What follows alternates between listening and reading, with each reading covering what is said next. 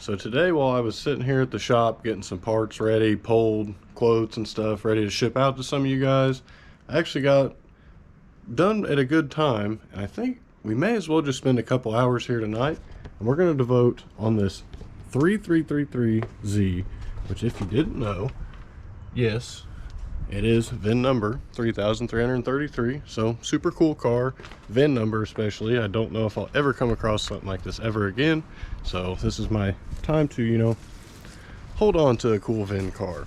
So basically, we have had a motor here completely resealed, fully timed and everything for probably at least 6 months, I'd say. It's definitely just been chilling on the stand, especially since we got the new house and the new shop. Really haven't been over here and really haven't thought about this. It was just buried back in my box galore. Well, we actually pulled everything out and we're going to try to get it put in the car today. So I was going to go kind of all out on this thing and clean it up and just make everything really nice and presentable. As you can see, there's a lot of grime. I'm just not interested in it right now because I've got this car to put together. I've got this twin turbo to finish up. I basically just got to put a throwout bearing, maybe change the turbo oil feeds, sell it. I've got a couple cars out there I need to take care of. I need to chop that one. We got to cut this one as well. And then I got to get on my Regal back there.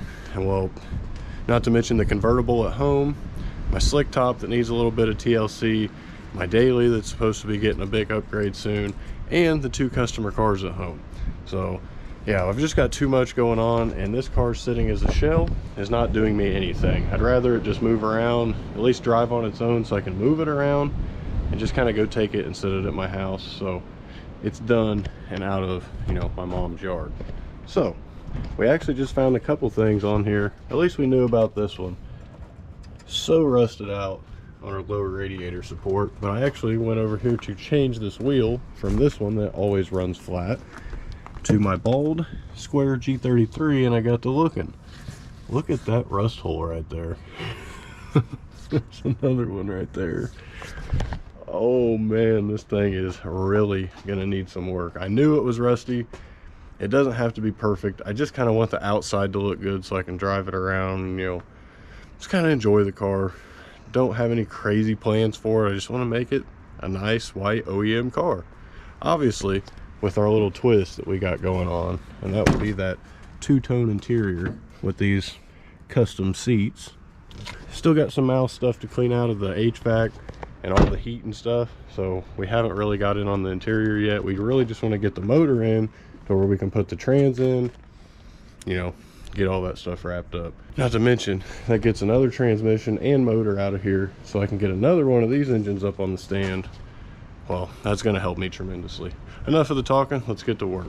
So pretty much over here, we're going to have to put some coolant bypass hoses on, and then we need to install the coolant pipes. For whatever reason, I never did that way back when, but we actually got these parts here off of this motor that I tore down with all these excess parts out of Brian's old car. We've got everything that we need. Dang it, I wasn't recording. We got just push these coolant hoses on, and we're going to take our coolant pipes, clean them up with the wire brush, make sure all that old RTV's off. Keep that blue coolant temp sensor. That's a must. If yours is red, better replace that thing. You know, I'm going to have to go back and look at that clip, but I just noticed there was no indent in this thing like there usually is for this RTV. That's really weird. Clean out the inside of these hoses a little bit, and now as long as we get the hoses started, we can kind of point and shoot. Much easier to do this in the daytime when you can actually see, or, you know, I guess when you got light, so to speak. And you can slowly hand tighten it till you see that gasket squish, and then you can move on down here to your thermostat housing. Again, make sure you get your spring clamps as flat and level as possible. Now for the lower pipe. Now we wait an hour until we can fully torque it up. I think we'll go ahead and remove this crank bolt, and we'll see about fitting our crank pulley on there so we can kind of wrap that all up. Line up your keyway and install your crank pulley.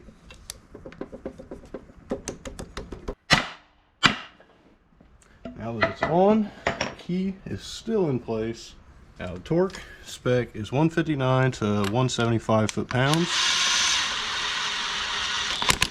I'm just snugging it right now with the impact, and then once it's in the car and we have the drive line all hooked up, put it in 5th gear, chock the tires, and torque it up.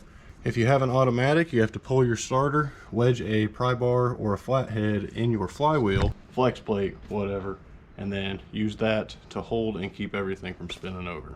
Just had to learn that one the hard way. I would argue now is as good as time as ever to go ahead and put our exhaust manifold on. At least our last one. We already have the other side on. And we're actually going with an EGR delete, so we actually have a plug right here in that EGR port. That's why all this was so easy to put on. Now we can tighten it all up. A couple minutes later, that's on. We really just need to get an O2 sensor. Wow, how fire. The biggest wrench in my brake line wrench set actually is the perfect size for O2s. That is so clutch. If you didn't know, it's actually a 22 mil for your O2s. It's been an hour. Go back and torque everything down to 12 foot-pounds. So now that that's torqued down, I actually just realized that we're completely out of daylight. Yeah, I know, that sucks. Turns out all of our GoPro batteries are dead and we're out of daylight, so we'll be back tomorrow. Now that we're back for our last day over here in the shop to, you know, get a bunch of part stuff and parts pulled, orders, requests, all that whole nine, I think we have enough time today extra that we're going to be able to get this thing wrapped up and in turn dropped into the Z. So we do need to find us some engine mounts for both sides. I think that's all we need over here though. Oh yeah, we got to hook all this up. We got to put the PCV hard line, our heater core pipes on back here. Oh man, I totally forgot about this knock sensor. Man, that's so bogus. Oh well, I'm just gonna leave it for now. There's no sense in me going super crazy with it. I'm just gonna completely rely on the fact that it's okay enough to drive the car here and there.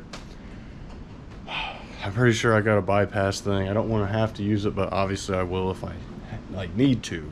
I guess we'll get us a heater core pipe or setup and clean it up a bit. Your VTC is going to poke through right here, so you want to feed that through before you set everything up. Dab a little bit of ultra gray. Try not to wipe your RTV off like I just did. Just kind of tighten it up hand tight, make sure we get a nice squish out, and then we wait an hour to torque it down. So it's all hooked up with the exception of this 12 over here. I'm really not the most worried about getting that mounted up, especially since all this is going to come off eventually. We did just remove this hose clamp so we can cut it out, or at least this hose. We're going to run this hose to this hose back under here, right down here.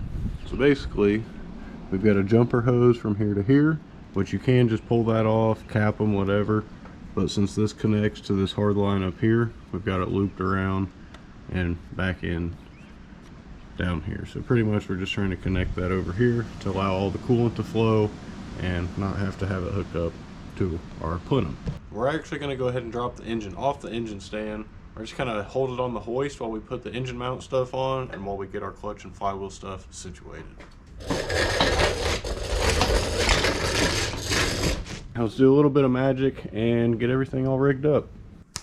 All rigged up, and now we're just one bolt away from dropping this thing off the stand for what, the first time in 6 months or something like that. Make sure we don't hit our valve cover too badly here. No, it's inevitable. Oh, yikes. I was doing some sketch stuff right there. I've got that held on by one bolt. I don't even have tension on the chain. Wow, I was really about to goof up. Hey, don't get too excited like me. Learn from my almost mistake. Oh, it was strange how tight this bolt was.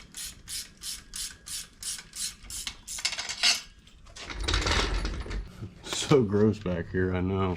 So we got to get this old junky seal out. Now yes, the seal puller does work here, but a lot of times these are really tough and stuck in here. So I just like to take a nice wood screw, nail it in at the very top, get it started, and then send it in with a screwdriver. Keep it away from your retainer, kind of go at an angle and go downwards. Once you got a good bite, just going to take a hammer and pry it out. You don't want to go in too far because you don't want to scratch your crank on the way out.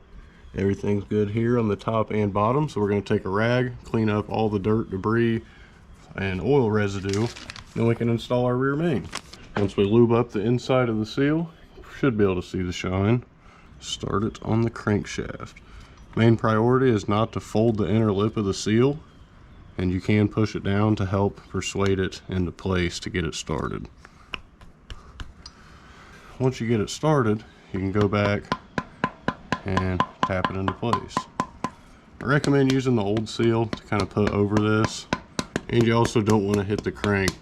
It's another reason it's good to use your old seal. So you want to get it flush with the bracket or the retainer bracket all the way around, and then your seal's in. Now we can go with the trans dust shield. Psych. Make sure you get it right, because you can have the top ones line up, but the rest will not. Slide it under that oil pan lip and press it on. I'm gonna go ahead and put pretty much everything that we took off of this engine back on. OEM clutch, well, at least the clutch that came with it, and the flywheel. Now we need to get some bolts to secure it on. When it comes to just impacting these on, I really just like to go to one click. I know it's not really hurting much. Maybe an accidental two click. Get them all started where they're snugged. Walk the flywheel down. Got our torque wrench set up to 69 foot-pounds. I can't tell you the range, I just remember 69 foot-pounds. It's kind of hard to forget.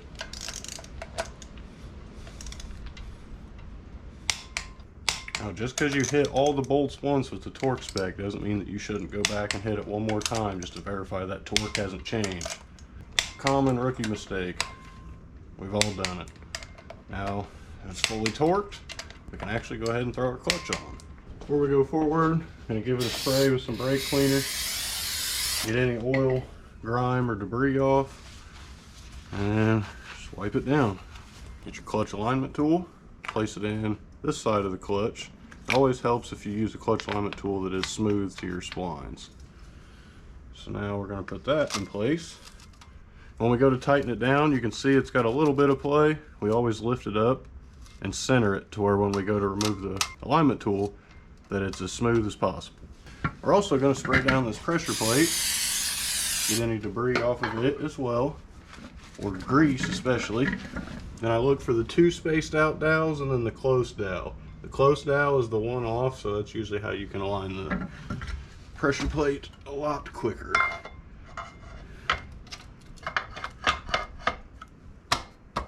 Just like that, it's roughly in place. Now you can move your clutch around and get a feel for that right position here. After you torque down each of your pressure plate bolts, I'm going to like 28 foot-pounds. Then you can pull out your clutch alignment tool. I think we're officially ready to drop it in. Psych! I forgot, we got to change our heater core hoses on the firewall. Because if I remember correctly, when it came to removing it, they were completely rusted on. And yeah, they're gonna need replaced. We're actually gonna grab some heater core hoses out of our crates back here somewhere. Hopefully, hopefully we can get it sorted out. And let's fix this. Well, we couldn't get them off. And if you can see here, there's quite a bit of buildup in there. So obviously when we pull out that heater core and all that, we're actually just gonna replace it, because obviously the thing, or not obviously, but the reason I wanna pull it out is because it has so much mouse poop in it. Probably mouse pee, obviously, and it's going to be all caked in there. I don't want to take it apart and clean it, especially all that corrosion going on inside of it. Yeah, I'm good. So we've got plenty of them back here underneath the bench that we can go ahead and use, plus a couple in the cars out here. For now, we're just going to leave it like that, or at least maybe get the hose clamps off and cut it so it's easier to remove. But other than that, we have the wood under the wheels. We can start to roll it in. But first, we're going to need to lift this thing up to give it some clearance, because I don't have enough room in here. At least, not the ideal amount of room. And I kind of bolted the engine up wrong, so it's tilting forward. If you bolt it here from the 12 mils on the side, it balances better to use the fronts. I prefer to do it from the plenum, but it's a polished plenum, and I'm not wanting to scratch it up. At least not any more than I have to. I would say that's probably high enough. Now we're actually going to put some more 2x4s to keep this thing up. A lot of times you have to put 2x4s under the front wheels when you put the engine in. If not, these little hoist legs down here will hit like the air guides on your tension rods and you won't be able to move in and out. So prepare ahead.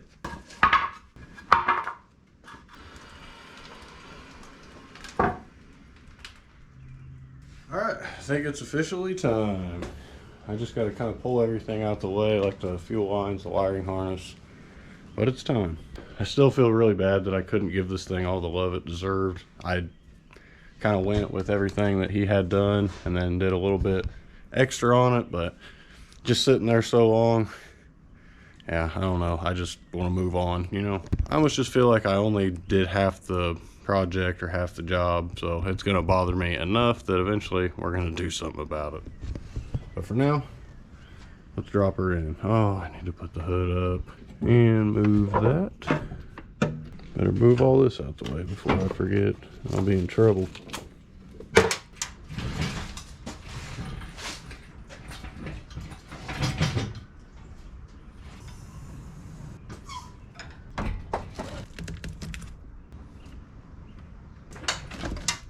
It's funny, I'm not even looking. I got all this room to toss it around. It's just going right where I want it. Looks like that motor mount's in. Drop it a little bit more. Now that it's locked in, we'll persuade this side. Just like that. You heard that motor mount pop into place, then we can pretty much just send her on home.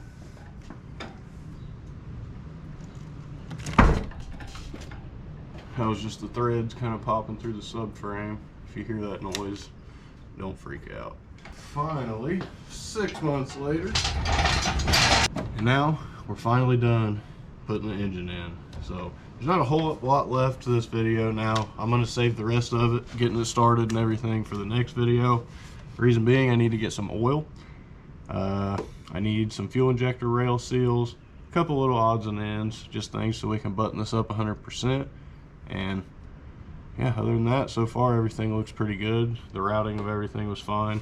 We are going to do this little heater core bypass. We're just going to loop both of our heater core pipes together, bypass the heater core altogether until we can fix it, and then maybe we'll do that before we put this all back together. But I don't know, I haven't really decided. At least if we can get this thing just running this year to where we can drive it on a nice day and not have to worry about using defrost and stuff, I think we'll be good. We got to take all this back out soon. A lot of repair to be done, a lot of cleaning to be done, a whole lot of stuff to be done on this car, let's be honest.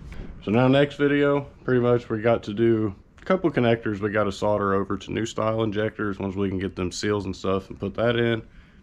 I don't think I need fuel injectors, but we do need to find a radiator somewhere back here. I know I should have all that stuff. That shouldn't be a big deal.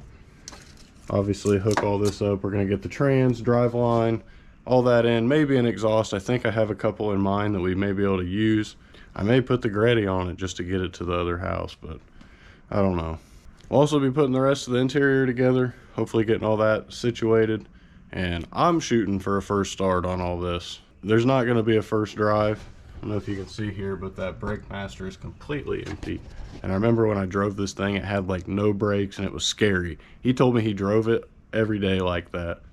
Pretty much was laughing at me that I was too afraid to drive it, but yeah, just driving it on the trailer was terrifying. It'll really all depend when this thing gets done as we come here to do part outs and, you know, sell parts and stuff. So also I do that. If you didn't know, hit me up on Instagram or Facebook. I'll get you taken care of. Yeah, that's kind of the only time I allow myself to work over here. I got a lot over here I need to do, but I really need to focus on Matt's car, and Derek's car is pretty much all wrapped up. We just have some finishing touches and a couple extra clips to make for those two videos, because I want to make the how-to videos, you know, as easy to follow as possible, so there's no guesswork or questions or, you know, what about this? Like, you'll just be able to jump into it and you'll know what to do, and you'll, you know, have every hint, tip, and trick that you need to know to do so, because I know how intimidating these cars are, especially when you haven't worked on anything, if it's your first car or even just getting your first one. I think we're going to wrap the video up here. Yeah, I've kind of went over it too many times already, but Fortunately, parts are always kind of the holdup when it comes to these things. There's always something you didn't account for. But thank you guys for watching. If you didn't already, please don't forget to drop a like and subscribe down below. Stay tuned for more content. Help the channel grow by bumping that algorithm, and we'll catch you in the next one. Peace.